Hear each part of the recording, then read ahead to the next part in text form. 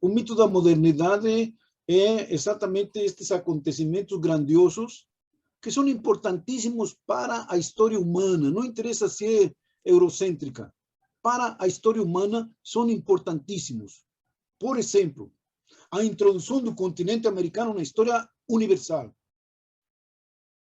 Quando se descobre o continente americano pelos europeus, embora tenha uma quantidade de antropólogos, historiadores contemporâneos dizendo que os índios foram os que descobriram o continente americano. Não, os índios não descobriram nada, os índios povoaram. Os povos originários povoaram. E povoaram vindo da África. Vindo da África.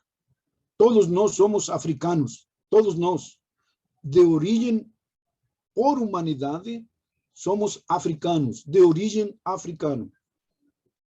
E há um povoamento da humanidade, e no caso do continente americano, por esta diáspora africana. Então, quando se fala de descoberta pelos europeus, é verdadeiramente quando não se tem consciência na história eurocêntrica da existência destas terras que serão encontradas em 1492 e que passam a constituir agora sim o planeta inteiro. E por causa do encontro deste continente, Europa e o resto de humanidade que tem contato com a Europa passa a tomar consciência de sua existência e dizendo, agora esta quarta parte do planeta, agora sim podemos dizer que conhecemos o planeta inteiro e agora podemos falar de história universal. Agora sim, por causa deste encontro. Antes não. Agora, qual é o mito propriamente que Dussel fala da modernidade que se desenvolve entre 1453 e 1789? É que a modernidade, com relação à etapa anterior que supera, que é uma época onde pesa muito a religião, onde pesa muito a superstição, onde pesa muito o preconceito, onde praticamente todos os historiadores falam de que foi um momento oscurantista, repressivo da liberdade de pensamento, de expressão, etc., e que desde um ponto de vista religioso se conhece como a cristiandade, porque há o pensamento hegemônico a partir del 312 com o Edito de Milán, onde Constantino se converte em cristianismo e torna a religião oficial do Estado, e então se torna a religião do Império. E então vem essa hegemonia judaico-cristã. Então, esta superação que, desde o ponto de vista da história da filosofia, se passa do teocentrismo, ou seja, Deus é o centro na época medieval, todo gira ao redor da fé religiosa, então se passa do teocentrismo para o antropocentrismo. E a Renascença, como primeiro fato de destaque deste processo da modernidade, a Renascença é aquele momento que vai a valorizar especificamente o ser humano colocando-o em lugar de Deus. Por isso que vai ser antropocentrismo. E o ponto de largada da modernidade é exatamente a valorização do ser humano como centro do mundo, como centro da realidade, como o criador da realidade, trazendo-lo desde a antiguidade, tal como foi produzido pela natureza, nu, limpo, puro, com toda a sua genialidade, inteligência e criatividade, sem nenhum preconceito. Ele não tem que responder a um decálogo, ele não tem que responder a nada, ele responde a si mesmo na sua criatividade. E isto é trazido desde a antiguidade, por exemplo, filosoficamente falando, me lembro aqui, então, do ditado de Protágoras. O ser humano é a medida de todas as coisas, de aquelas que são o que elas são e de aquelas que não são o que elas não são. Ele é a medida. Então, este ser humano entra com a renascença, com este valor. A seguir, o acontecimento importante é a reforma protestante, que faz uma quebra, que provoca um cisma, uma crise na hegemonia dessa visão católico-religiosa romana, onde unicamente se podia interpretar a escritura através dos santos padres, dos cardeais, dos bispos, dos sacerdotes católicos. Estava proibido, de certo modo, interpretá-la desde outro ponto de vista. A reforma protestante vai dizer assim: Deus te fala a ti mesmo sem mediações. Então, funda as escolas populares que apenas lecionam aprender a ler e escrever e contar, e com a finalidade específica de que saibam ler a escritura, para saber o que Deus disse diretamente a eles, sem mediações. Você fale com Deus, Deus fala contigo diretamente, sem intermediários. E isto provoca uma revolução, porque coloca em crise a hegemonia católico-romana e, ao mesmo tempo, desde um ponto de vista político, começam as cartas de tolerância. Ou seja, começa-se a permitir que outros pensem diferente, que interpretem a Sagrada Escritura de maneira diferente, que se possa ler e exprimir diferente, segundo a experiência humana de cada um. E aqui, então, aparecem institucionalmente na sociedade, como fruto de guerras religiosas, evidentemente, de brigas, de mortes na rua, aparecem as cartas de tolerância.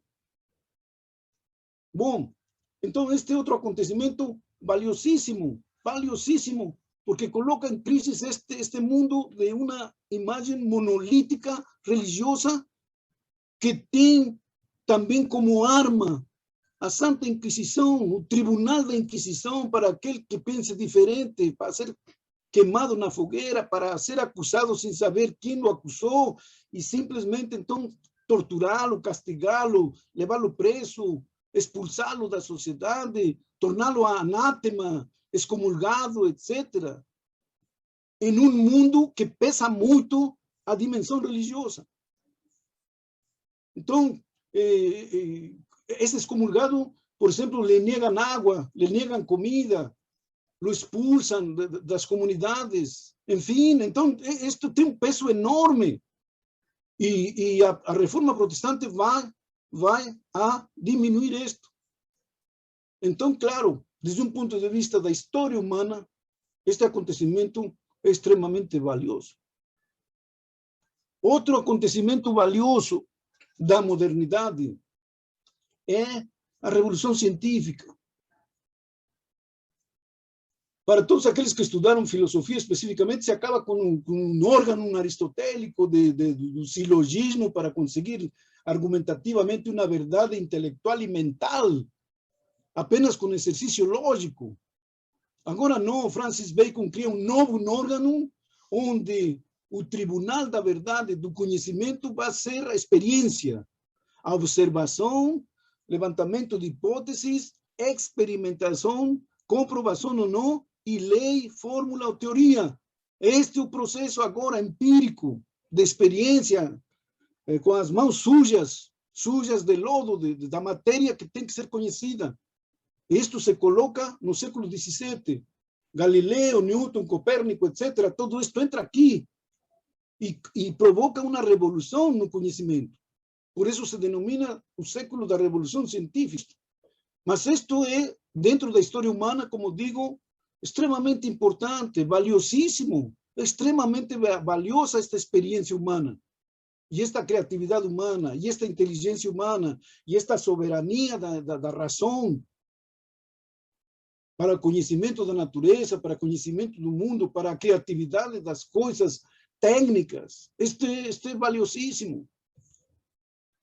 Acompanhado a isto, vem aquele movimento que se conhece como movimento da Ilustração, e que, se utilizo as palavras de Immanuel Kant, um filósofo alemão que morre em 1804, ele diz, quando perguntam o que é esse movimento da Ilustração, disse: sabe, Audrey, Sapear, de decir, osa saber con tu propia cabeza. Osa pensar con tu propia cabeza. Ya deja de estar pensando a través de tutores, a través de consejeros, a través de asesores. Osa saber, usa tu propia cabeza. Y acaba con esa, con esa ignorancia culpable. Só porque tienes preguiça de pensar por ti mismo. Só porque não tens valentia e coragem de pensar por ti mesmo. Então, ouça saber. Este é o lema da ilustração. E, claro, monumento à ilustração é a enciclopédia. A enciclopédia organizada por D'Alembert e Diderot. Em 35 volumes, o primeiro publicado em 1751, que é exatamente a expressão do exercício da racionalidade sem amparo sobrenatural, apenas com a liberdade do exercício natural da razão. Os conhecimentos que se estabelecem e que se encontram na enciclopédia surgem do exercício e do esforço natural da razão, sem apoio sobrenatural. Então, isto é extraordinário, isto é extremamente, o movimento da ilustração é extraordinário. Desde um ponto de vista filosófico, a ilustração significa, diz Ernest Cassirer, o desvendar a razão fundamental da realidade, encontrar a raiz da realidade. Isto que significa filosofia da ilustração, desvendar a forma fundamental da realidade. Ou seja, sair da aparência, sair da evidência, sair da cotidianidade, ir a essa raiz. Então, Ernest Cassirer, explicando esta questão da filosofia da ilustração, diz isto. E isto, repito novamente, na história humana é extremamente importante, humanamente falando, seja da Europa ou não, isso não interessa, é conquista humana. Acompanhando a isto vem a Revolução Liberal, que começa com a Inglaterra em 1648, e aí nasce o liberalismo, reconhecidamente com John Locke, que se constitui no pai do liberalismo, da liberdade individual, da valorização do indivíduo em contra da coletividade, de valorizar sua criatividade, sua inteligência, sua imaginação, seus méritos. E daí se desprendem os direitos naturais, que depois se tornam direitos civis e depois direitos políticos, até aí, apenas na modernidade. A modernidade não tem direitos sociais. Então, tudo isto, como podemos dizer que não é valioso? E este liberalismo, diríamos assim, dá sua cara completa na Revolução Francesa com a Declaração dos Direitos do Homem e do Cidadão, onde se institucionaliza, como dizia o André, que parece que se queriam colocar o carro na frente dos bois, mas se institucionaliza, porque senão não valem. Que adianta fazer um panfleto, um manifesto que não tem institucionalização, que não tem força jurídica, força institucional, força social, que não faz parte da estrutura da sociedade nos seus pilares jurídicos de direitos e deveres? Tem que ser institucionalizado. E a Declaração dos Direitos do Homem e do Cidadão, que fundamenta todo o processo revolucionário francês, se institucionaliza. Exatamente aparecem estes direitos civis. Aparecem. E quem disse que não, na história humana, isto é valioso? Isto é extremamente valioso. É uma coisa extraordinária a modernidade. A modernidade é algo extraordinário. É também neste momento que deve se valorizar a primeira revolução industrial, onde a máquina, o invento científico-tecnológico se aplica para liberar ao ser humano de usar seu corpo, seu músculo, seu sangue, de utilizá-lo como besta de carga para os trabalhos que podem ser feitos por uma máquina. E a máquina surge exatamente para isto. Esta é a finalidade, o dirão todos os economistas. Ou dirá qualquer história da Revolução Industrial, dirá isto. A Revolução Industrial, ou seja, a invenção da máquina, da técnica, da aplicação da ciência, é para liberar o ser humano desses trabalhos forçados, desses trabalhos que requerem seu músculo, que requerem que ele seja, com seu corpo, a ferramenta que tritura a máquina. Não, a máquina vai substituí-lo para ele fazer outras coisas mais humanas, para ele explodir nas suas dimensões humanas, artísticas, etc. É para isto que todos os tratadistas da Revolução Industrial dirão. E isto não é riquíssimo. Não importa se aconteceu na Inglaterra, aconteceu na França, na Europa. Isto é valioso para a história humana, simplesmente. Agora, por que Dussel disse que é um mito? Porque, caríssimos, será esta modernidade que, durante a Renascença, apesar do antropocentrismo alardeado e propagandeado por toda a Europa, cometa o genocídio com os indígenas, que são encontrados exatamente como eles o imaginam nas pinturas, nas esculturas e na arte. Por isso que se torna um mito. A reforma protestante, no caso, se torna um mito moderno para o continente americano, porque enquanto a Europa está vivendo esta crise e este cisma no pensamento católico romano, em América se estabelece a religião judaico-cristã a ferro e fogo, e se destrói toda outra manifestação religiosa, e se impõe o cristianismo. Eu estou falando do cristianismo, meus caríssimos, mas evidentemente que não se pode falar do cristianismo, mas estou falando para fazer-me entender na comunicação, apenas isto. Mas até posso dizer que eu mesmo estou me traindo porque não estou falando corretamente. Então, eu apenas utilizo os conceitos como meio de comunicação.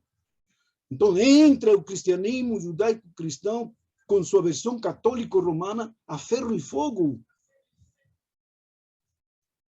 Alguns historiadores chegam a dizer assim, é como uma vingança dos cristãos da Europa que querem impor o cristianismo em América porque perderam na Europa. Com a reforma protestante, perderam o poder em Europa, a hegemonia europeia, então querem colocar a hegemonia na América. Em contradição com o Evangelho, em contradição com a Bíblia, em contradição com a Sagrada Escritura. Este é o mito. O mito da Revolução Científica em América é que se estabelece a Inquisição e que se coloca através das ordens religiosas, franciscanos, dominicanos, agustinos, jesuítas, etc., se estabelece uma educação medieval em plena revolução científica. Estamos aprendendo trivium e quadrivium, estamos aprendendo tomismo, escolástica, caríssimos. Mas em que realidade cabe isto? Minimamente falando da filosofia escolástica, que falarei possivelmente no seguinte tema, é filosofia escolástica, caríssimos e caríssimas, é fruto da academia, da universidade, e por isso se chama escolástica, porque é produzida uma filosofia de escola, e exatamente da fundação das universidades. Que universidades temos aqui? No Brasil, sobretudo. Que universidades temos? Ou seja, como é que podemos entender uma filosofia escolástica? Como é que se pode entender uma filosofia cristã? Ou como vamos entender a Tomás de Aquino e Aristóteles?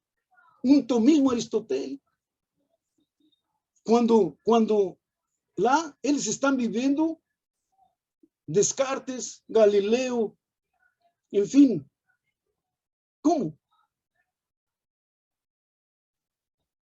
Por otro lado, a ilustração que pede que você pense com sua própria cabeça. Aqui não, aqui se traz por absurdo, um absurdo inconcebível, repugnante, se traz o Tribunal do Santo Ofício. Porque está proibido pensar. Porque está proibido, ao proibir-se pensar, está proibido de ser humano. Está proibido de você ser humano. Está proibido. E para isto está o Santo Ofício. É queimado quem pense diferente do catolicismo romano. É punido no tribunal da Inquisição. É perseguido. É torturado. É expulso das comunidades. Este é um mito. Um mito com relação ao continente americano, porque um mito só pode se entender nesta dialética. Só pode resultar mito nesta dialética. E assim sucessivamente. Então, podemos falar da Revolução Liberal. É escandaloso que os europeus liberais, que primam e protegem a liberdade do indivíduo, aqui estabeleçam a escravidão. Agora, quem pode negar que não é valioso o liberalismo, no seu princípio formal, como experiência humana? É valiosíssimo. Agora, o que acontece conosco nesse momento da inauguração liberal, que nos colocam como escravos? Quer dizer, eles pregam a liberdade e praticam a escravidão. É nessa dialética que é mito, resulta mito a modernidade. E claro, caríssimos, claro que Dussel tem razão, mas aqui haveria que fazer um pensamento, uma reflexão de filigrana, de verdadeira filosofia, de dizer, olha, não se pode dizer que a revolução científica esteja falha. Não se pode dizer que a revolução protestante esteja errada. Não se pode dizer, nem sequer, que a filosofia aristotélico-tomista, escolástica, a filosofia cristã, na época medieval, seja algo errado. Não. Acontece que conosco se criou um mundo ao contrário. Se fez uma situação ao revés. E essa é a questão. Então, o mito da modernidade só pode ser entendido nesta dialética. Agora, o que diz Dussel? Bom, não somos modernos. Este é um paradoxo, este é uma coisa incrível. Apesar dos pesares, não somos modernos. Por quê? Bom, aprendimos aos trancos e barrancos a ser cristãos. Aprendimos aos trancos e barrancos, com zumbidos palmares, a ser livres aqui, na negação da liberdade. Aprendimos o valor do trabalho na escravidão. Aprendimos a valorar a inteligência na negação dela. Este é o nosso processo que nos fez. Por isso que devemos superar esse mito. Mas não por absurdo, mas pelas consequências do seu impacto no continente americano. Apenas por isto. As consequências do seu impacto no continente americano. Não podemos negar que não estejamos na modernidade, apesar dos pesares. Não podemos negar que isso produz a modernidade. E estamos na modernidade. Agora, como? Como discernos? Como ¿Qué somos en esa hora? ¿Y en qué tiempo verdaderamente estamos? Ou seja, utilizando o impacto da modernidade, padecemos a modernidade, mas a modernidade nos faz. E então, o que somos? Onde estamos? Esta é a questão. Este é o desafio, como digo sempre, de uma realidade original em si é uma realidade extremamente original o que se produz aqui no continente americano e no Brasil e que requer ser pensada. Requer ser pensada. Porque sobreviveram, religiosamente falando, as religiões afrodescendentes. Sobreviveram, apesar dos trancos e barrancos, as religiões indígenas. Ou seja, uma cosmovisão do mundo, da natureza e do ser humano. Atravessa tudo isso aqui. Bom, então, realmente, que somos aqui? Quem somos? E onde estamos? E onde estamos? Essa é a questão. O desafio, neste caso da filosofia, é esse. Pensar a realidade, levá-la a seu conceito, fazendo a tomada de consciência da realidade para construir um saber que se constituya a ciência da experiência da tomada de consciência.